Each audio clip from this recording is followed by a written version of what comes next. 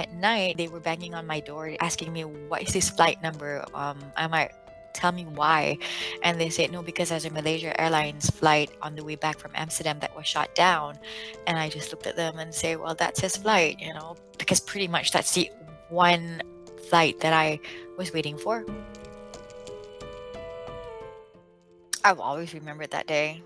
Not that I'd like to talk about it, but it's the day that I remember. But basically, I got the news about it at night. It was Ramadan, tengah duk tidur kan malam tu, because I slept early sebab tak larat kot jaga baby. And I was waiting for Kimi to come back tomorrow and take over the baby. So if anything, I was pretty much just waiting for that one flight to arrive. So at night, they were banging on my door asking me, what is this flight number? I'm like, tell me why.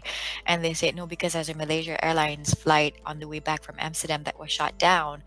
And I just looked at them and say, well, that's his flight, because pretty much that's the one flight that I was waiting for.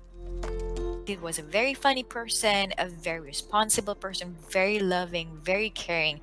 Rapu macam anak dia suka dia buat lawak bodoh. But it's that. It's them. They're always making funny jokes. They're always doing some dumb stuff, but that's them. We know each other since we're 8. We did date that time. I think we started dating when we were 16. 8 years old when we start getting to know each other. We knew each other. We're in the same class, So I know all sorts of things about his dad. So I would always say, like, your dad was funny, your dad was this, So the memory lives in the way you want to keep it alive. If you want his memory to be kept alive with his death, then that would be it. You will only be remembered of his death. You will forever carry the sadness and the grief.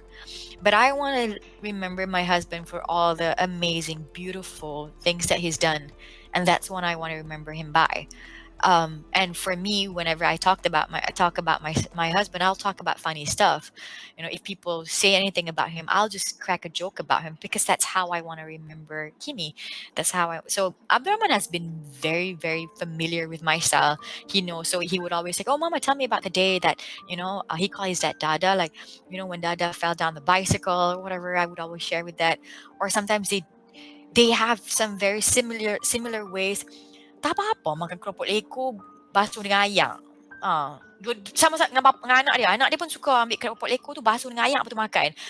Merepek. Lepas tu like sometimes like how they sleep, how they fold their leg. Memang sama. So for me, those are the things that I keep it very special and very open with him in some ways or another. He's always been a big part of my life, and he is someone I would say who's a very big part of me now, of who I am now, how I think, and a lot of his ways of life, his kindness, his ways of life is what I carry, So losing him is hard, but at the same time, I've not lost it all. There's a big part of him that lives in me until now, until a long time to go.